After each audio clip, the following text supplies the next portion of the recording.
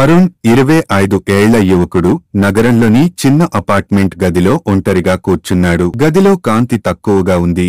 కిటికీ దూకెళ్లలోంచి వచ్చిన చిన్న దీపపు కాంతి మాత్రమే. అతని మనస్సు లోపల కూడా చీకటి అలుముకుంది. కొన్ని నెలల క్రితం అతనికి మంచి ఉద్యోగం, అందమైన స్నేహితులు, నవ్వులు పొంగిపొర్లే జీవితం ఉండేది. కాని ఆ ఉద్యోగం ఊహించని విధంగా పోయింది. కొద్ది రోజులకే స్నేహితులు దూరమయ్యారు. ఒక్కొక్కరుగా అతని జీవితం క్షీణించింది. అతను కుర్చీలో ఒరిగిపడి ఆలోచించాడు. నా జీవితం ఎందుకు ఇలా మారిపోయింది? నా ప్రయోజనం ఏమిటి? దేవుడు నిజంగా ఉన్నాడా? అతని మనస్సులో ఎన్నో ప్రశ్నలు ఉప్పొంగాయి. ఓ ముసురు రాత్రి అతను చివరికి తట్టుకోలేక కన్నీళ్లు వెలువరించుకుంటూ తలపైకెత్తి, దేవా, నీవు నిజంగా ఉన్నావా? నన్ను చూస్తున్నావా? నాకు దారి చూపించు అని మొరపెట్టుకున్నాడు. కాని ఏ సమాధానం రాలేదు. గదిలో ఇప్పటికీ నిశ్శబ్దమే. అదే రాత్రి ఊహించని విధంగా అరుణ్ అనుకోకుండా ఇంటి బయట నడుస్తూ సమీపంలోని పార్క్కి వెళ్లాడు. గాలి తాకిడిలో చెట్లు ఊగుతున్నాయి. పార్క్ మసకబారినదిగా ఉంది. అయితే కొన్ని చోట్ల వీధి దీపాలు మసక వెలుతురు ఇస్తున్నాయి. అక్కడ ఒక వృద్ధుడు డేనియేల్ ఒక బెంచీ మీద కూర్చొని బైబిల్ చదువుతున్నాడు. అతను నిశ్శబ్దంగా స్మితం చేస్తూ శాంతితో ఉన్నాడు. అరుణ్ అతనికి అనుకోకుండా ఎదురయ్యాడు. డేనియేల్ అరుణ్ ముఖాన్ని గమనించి మృదువుగా, బాబూ, ఎందుకు అంత బాధగా ఉన్నావు అని అడిగాడు. అరుణ్ మొదట తడబడ్డాడు. ఇతనికి నేనేమి చెప్పాలి? ఇతను ఎవరు కానే ఆలోచనలు అతని మనస్సులో మెదిలాయి. కాని ఆ ముసలి వ్యక్తి చూపులోని ప్రేమ, సహానుభూతి చూస్తూ తన బాధను నెమ్మదిగా పంచుకున్నాడు. అతను తన పని కోల్పోయిన విధానం, తన మిత్రులు ఎలా దూరమయ్యారో, తనలో ఏ ఆశా ప్రకాశం మిగలకపోయిందో చెప్పుకున్నాడు. అన్నీ నన్ను వదిలేశాయి. దేవుడు కూడా నాకు దూరంగా ఉన్నట్లు అనిపిస్తోంది అని విరుచితంగా అన్నాడు. డేనియేల్ చిరునవ్వుతో, యేసయ్య లోకానికి వెలుగు, ఆయనను అనుసరించినవారు చీకటిలో నడవరు అని నెమ్మదిగా చెప్పాడు. అరుణ్ అసహనంగా నవ్వాడు. యేసయ్య వెలుగు అయితే నా జీవితం ఇంత చీకటిగా ఎందుకు ఉంది అని ప్రశ్నించాడు. డేనియేల్ ఆతురతతో నవ్వుతూ, బిడ్డా, మనం కన్నులు మూసుకుంటే వెలుగు కనపడదు, కాని అది అక్కడే ఉంటుంది. నీవు నీ హృదయాన్ని తెరిచినప్పుడు వెలుగు కనిపిస్తుంది అని చెప్పాడు. ఆ మాటలతో అతనికి తన దగ్గరున్న చిన్న బైబిల్ ఇచ్చి, ఇందులో ఓ గొప్ప సందేశం ఉంది. యోహాను 8:12 చదువు, అది నీకు సమాధానం ఇస్తుంది అని చెప్పాడు. రాత్రి ఇంటికి తిరిగి వచ్చిన అరుణ్ బెడ్పై కూర్చొని ఆ చిన్న బైబిల్ని చూస్తూ అనుకున్నాడు, ఇది కేవలం ఒక పుస్తకం. దీని ద్వారా నాకు ఏమి మారుతుంది? ఆలోచనల్లో పడ్డ అతను ఒకవైపు తాను అనుభవిస్తున్న బాధ, మరోవైపు డేనియేల్ మాటలు, ఈ రెండింటినీ తారసపడుతూ చివరికి బైబిల్ తెరిచాడు. అతని కళ్ల ముందు యోహాను 8:12 వాక్యం వచ్చింది. నేను లోకానికి వెలుగును, నన్ను అనుసరించువాడు చీకటిలో నడవడు, జీవపు వెలుగు కలిగి ఉంటాడు. ఆ వాక్యాలు చూసినప్పటికీ అతనికి వెంటనే ఏదైనా మాయాజాలం జరిగినట్లు అనిపించలేదు. కాని అతని మనస్సులో కొంత ప్రశాంతత వచ్చిందనిపించింది. కొన్ని క్షణాల పాటు ఆలోచించిన తర్వాత అతను తన చేతులను కదిలించి మొట్టమొదటిసారిగా ప్రార్థించాడు. యేసయ్యా, నీవు నిజంగా ఉన్నావా? నీ వెలుగు చూపించు. అప్పుడే ఏమీ జరగలేదు. గదిలో నిశ్శబ్దం. కాని అతని హృదయంలో ఒక తేలికపాట పనిపోతున్నట్లు అనిపించింది. మరుసటి ఉదయం అతను ఆశ్చర్యపోయేలా అతని పాత స్నేహితుడు ఫోన్ చేసి, నీకు ఓ చిన్న ఫ్రీలాన్స్ అవకాశం ఉంది, మనం కలుసుకుందాం అన్నాడు. అరుణ్ ఒక్క నిమిషం నిశ్శబ్దంగా ఉన్నాడు. నా ప్రార్థనకు ఇది సమాధానమా? అరుణ్ కొత్త అవకాశాన్ని స్వీకరించినా అతని మనస్సులో ప్రశ్నలు నిలిచిపోయాయి. ఇది యాదృచ్ఛికమా లేక దేవుని జవాబా? అతను అనుకున్నాడు. అతను రోజు పనిలో నిమగ్నమై ఉన్నప్పటికీ అతని హృదయం ప్రశాంతంగా లేదు. రాత్రివేళ ఒంటరిగానే అనిపించేది. అప్పుడప్పుడు తన జీవితంపై నమ్మకాన్ని కోల్పోతూ బైబిల్ను ఓపెన్ చేసి తిరిగి మూసేవాడు. ఒక రాత్రి అతను తన గదిలో కూర్చొని తనకు వచ్చే సందేహాలను గమనించాడు.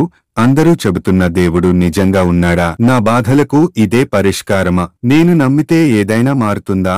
ఆ సందేహాలతో అరుణ్ మళ్లీ డేనియేల్ను కలవాలని నిశ్చయించుకున్నాడు. అతను పార్క్లో వృద్ధుడిని వెతుకుతూ కాసేపటికి ఒక చెట్టు కింద ఆయన్ని చూశాడు. డేనియేల్ చిరునవ్వుతో, నువ్వు తిరిగి వచ్చావా బిడ్డా అని అన్నాడు. అరుణ్ ఆగిపోకుండా, డేనియేల్ గారు, నమ్మకానికి ఎక్కడ ప్రామాణికత ఉంది? నా జీవితం ఇంకా పూర్తిగా మారలేదు. ఇప్పటికీ ప్రశ్నలు ఉన్నాయి అని నిస్సహాయంగా అన్నాడు. డేనియేల్ ఓ చిన్న నవ్వు చేస్తూ, నమ్మకమంటే చూడడం కాదు, విశ్వాసం కలిగి ఉండటం. మేఘాలు ఎవరినీ అరికట్టలేవు కదా, కాని మనకు ఎప్పుడూ సూర్యుడు ఉందనే నమ్మకం ఉంటుంది. అదేవిధంగా మనం దేవుణ్ణి కళ్లతో చూడలేము, కాని ఆయన తార్కికంగా, అనుభవపూర్వకంగా మన జీవితాల్లో పనిచేస్తారు అని అన్నాడు. అరుణ్ కొంత తృప్తిగా అనిపించినా ఇంకా పూర్తిగా విశ్వాసంతో నిండిపోలేదు. కాని అతని మనసులో ఒక చిన్న మార్పు మొదలైంది. కొన్ని రోజులు గడిచాక అరుణ్ తన జీవితంలోని పాత తప్పుల గురించి ఆలోచించడం ప్రారంభించాడు. నేను చాలా తప్పులు చేశాను.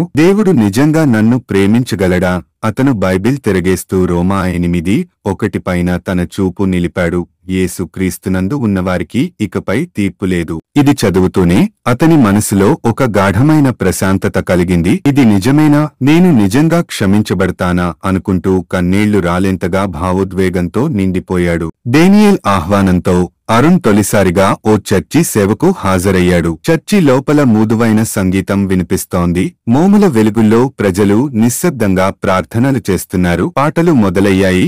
అద్భుతమైన కృప, నన్ను రక్షించిన కృప. అరుణ్ అద్భుతంగా అనిపించింది. తను ఒంటరిగా లేడు, తను పలవబడ్డాడు. అతని మనసులో ఏదో కొత్తగా మొదలైనట్లు అనిపించింది. చర్చికి వెళ్లిన మరుసటి రోజు అరుణ్ అనుకున్న ఫ్రీలాన్స్ ప్రాజెక్ట్ రద్దయిపోయింది. ఇదేనా దేవుని ఆశీర్వాదం?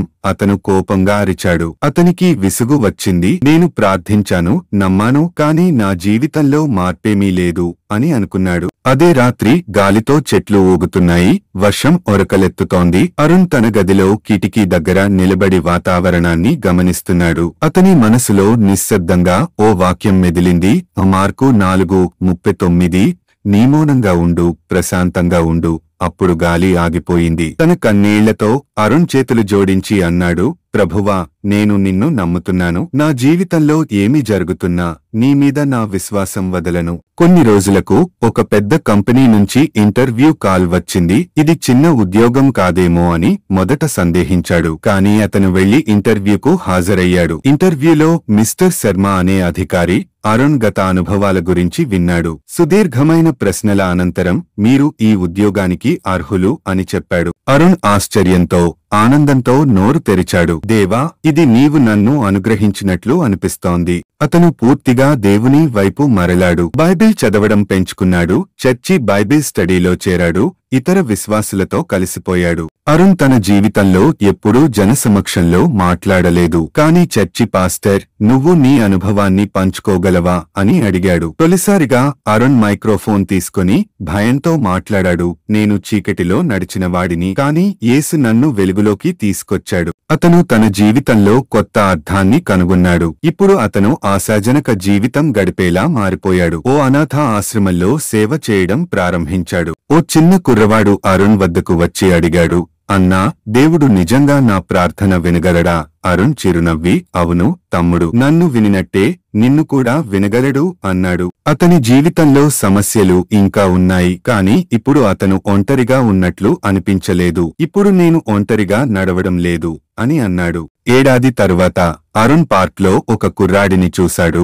ఒంటరిగా కూర్చొని బాధపడుతున్నాడు. అరుణ్ అతని పక్కన కూర్చొని, ఈ బాబూ, ఎందుకు బాధపడుతున్నావు అని మృదువుగా అడిగాడు. అరుణ్ ఇప్పుడు వెలుగును పంచే వాడయ్యాడు. చీకటి ఎంత తీవ్రంగా ఉన్నా దేవుని వెలుగు ఎప్పటికీ మాయమవదు. అరుణ్ యొక్క ప్రయాణం యేసు నిజమైన లోకము యొక్క వెలుగని చూపిస్తుంది. మనము ఆయనను నమ్మినప్పుడు ఎంత గాఢమైన అంధకారం అయినా వెలుగొందుతుంది. మనం ఎంతగా కోల్పోయినట్టు అనిపించినా ఆయన వెలుగు ఎప్పుడూ ప్రకాశిస్తూనే ఉంటుంది.